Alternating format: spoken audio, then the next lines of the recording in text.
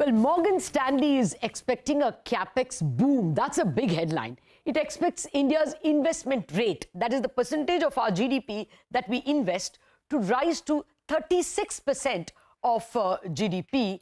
And that's, last year's investment was 31%. And at 36, it would be the highest since FY 12-13. Now, why do they see a capex boom? One, because balance sheets of companies and banks are at their best in a decade. We know much of this, but the numbers are a bit startling. Corporate debt to GDP is the lowest in 15 years, according to Morgan Stanley data, and bank NPAs are at their lowest in 10 years. We know that well. But from the demand side, they have interesting data. Companies, they say, are running out of capacity. Capacity utilization, as the governor pointed out, RBI governor, is running at 75.3. This is the long-term 10-year average is, about 74.5. So it's running higher than that, and therefore people will invest. Also, government policies like PLI, production-linked incentives, and corporate tax cuts are things that goad private sector to do capex, while government's own capital expenditure in the current budget, FY23 budget, stands at 2.9% of GDP. This is the highest in 18 years. Thanks to this capex boom, Morgan Stanley is expecting bank loan growth to rise to 16% next year, FY24, and to 17% in FY25. This, again, would be some decadal high. The last time we were at these levels was in 2013. Morgan Stanley expects higher investment to kickstart a virtuous cycle of, higher investment, therefore higher profits. Higher profits lead to higher investments again, higher wages and consumption. Typically, corporate profits as a percentage of GDP rise during such a capex cycle, and Morgan Stanley expects corporate profits to grow at a CAGR, compound annual growth rate, of 25% for the next 4 years. Now, which means that currently we are all saying, 20 times valuation of India. That's not expensive. If you're growing at 25% for 4 years, we would actually be only 7x in 4 years. That's the MS calculation. Risks to this forecast, very important. The first risk really is global recession.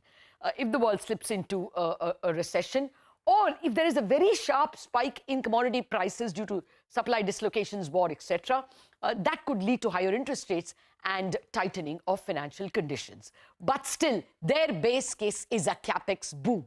To decode more about this, Upasana Chachra, Chief India Economist at Morgan Stanley, joins us now.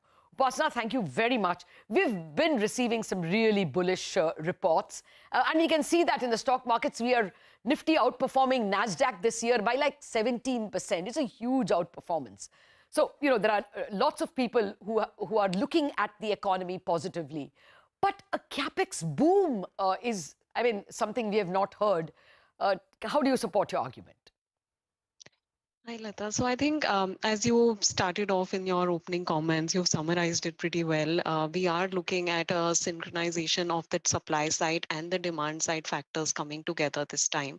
And we think this will lead to a secular rise in the investment to GDP ratios. So on the supply side, the balance sheets of corporates or banks is the best in nearly 10 to 15 years. Corporate debt is at, in terms of numbers, at 47% of GDP, down from the peak of 62%. So there's a lot of deleveraging that has already happened.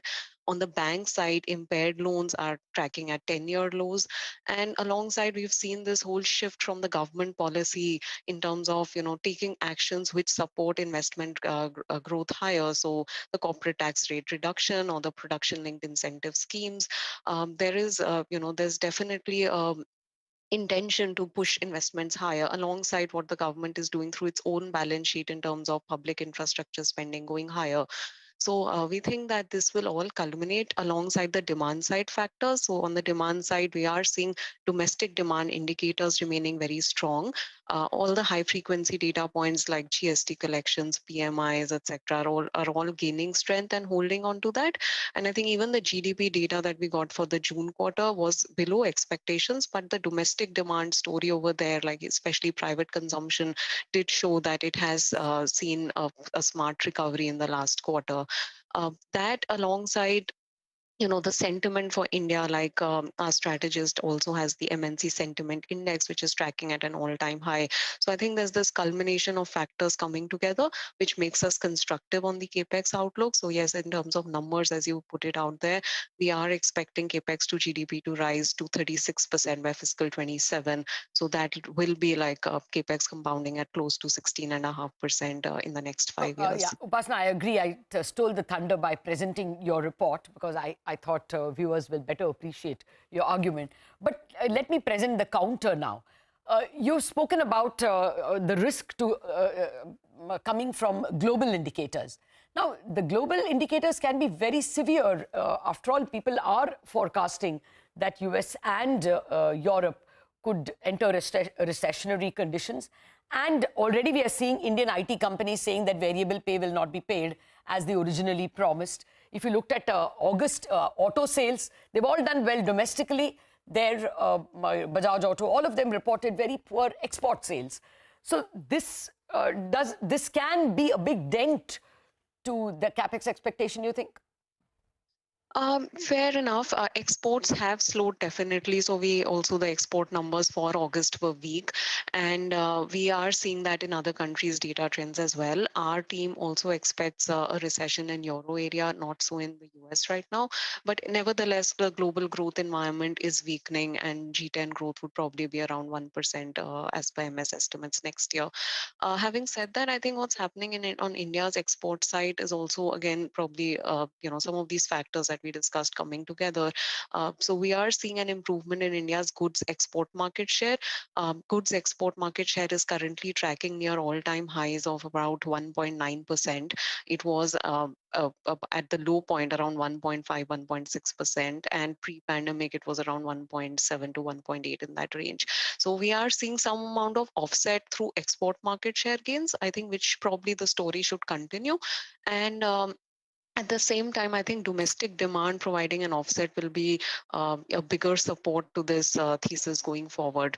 And I think as also the last point here would be that capex to GDP yes rises to around 36% of GDP, but that's below the previous peaks that we saw in the cycle up to the credit crisis, where capex went up to almost 38, 39% of GDP. So I think if anything, if the global growth environment is actually better than what we are penciling in, then this trend could have been even higher. Yeah, I mean, it's a little not very convincing because not just exports, but imports have grown far more than exports. So we would continue to have a net export problem.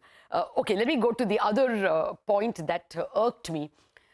Government capex. The government is actually, general government debt has gone up seriously because of COVID and even before that. Because of them recognizing, contingent liabilities also as government debt. Now, I was reading a Citi report which points out that about 20 to 25% of government revenue are going to pay interest, which is much higher than what it was pre-COVID. So do you think this capex contribution from the government can continue? Yeah, so I think if you look at even in the last 2 years and impacted by pandemic as well, the government capex did see an increase, not just in YOY terms, but as percentage of GDP as well. Central government, not general government. Yes.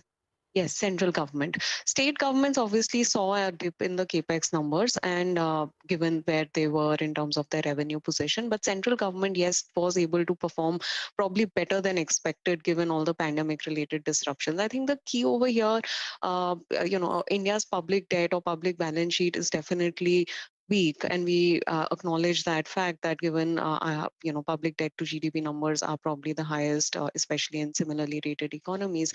But I think the key over here would be if we get this growth cycle going and then tax buoyancy sustains, then tax to GDP ratios, which have not really done anything in the last 10 years, will go higher, and that will open up the room for this improvement in mix of spending, and also at the same time continuing on a slow-paced fiscal consolidation path. So I think I would say that government capex should probably continue at the same sort of pace, at least what they're budgeting for.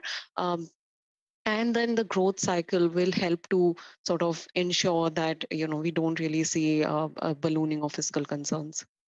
Okay, the other one of the big legs to your theory is that India's personal private final consumption expenditure did not do too badly. In fact, that did well. Now, 2 points. First of all, you have brought your own GDP forecast down for the current year from 7.2. You're saying that there is a 40 basis downside, which means 6.8.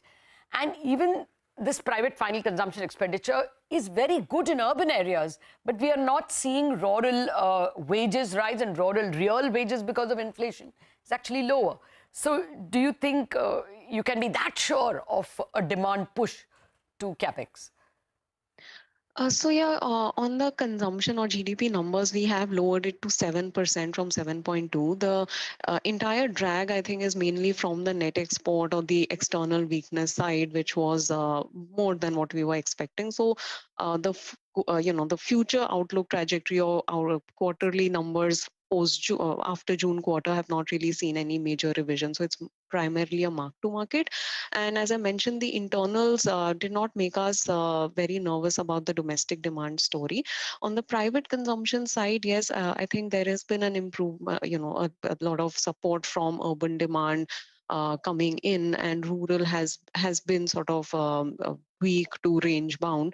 I think what we think is will support the rural sector, and probably it should start getting reflected now, is that the whole reopening effect of the economy, which will probably support and should improve the support for the informal or the unorganized sectors, which have not really participated in the recovery in the last till now as such. So I think if you see the PMI services numbers, such as they are tracking above PMI manufacturing, and anecdotally also, I think there's a lot of spending that's happening on areas which were impacted by the pandemic, and which would be like basically the trade, hotel, restaurants, which were also be employing a larger chunk of the unorganized informal sector. So I think this shift or this trickle through will happen, and we'll probably see it more in the numbers going forward, given that now it's been in the base in the last 3 to 4 months now. Okay, actually out of time now, Upasana, but I just have to add a last question, which may be an unfair question to you. Your report, which has also been contributed to by Rhythm and probably the capital goods guys, says that your earnings growth of Indian companies can be a 25% CAGR in the next 4 years. The market is standing at between 15 and 16% for the current year. Last year was a good 39, but this year is like 15, 16, and next year also, the numbers I hear are 14, 15. This is a huge number you are forecasting. Any comments? No, so Rhythm mentions that profit to GDP has gone down at troughed at 2%. It's tracking around 3.5% to 4% now, and it should go above probably the previous peaks. So he thinks that this number will come through, given that what we are seeing from an investment rate. So investments will feed into higher corporate profits. And I think for the current year, the estimates that Morgan Stanley has for earnings are probably in line to a tad below consensus expectations. So I think there is that match for the current year at least. Okay, we hope Rhythm is right and the consensus is wrong. And a 25% CAGR for 4 years is like music to our ears. Thank you very much indeed, Upasana, for joining us with your thoughts. We wrap up on Bazaar on a high note, both in terms of sentiment and share prices. Chartbusters up next.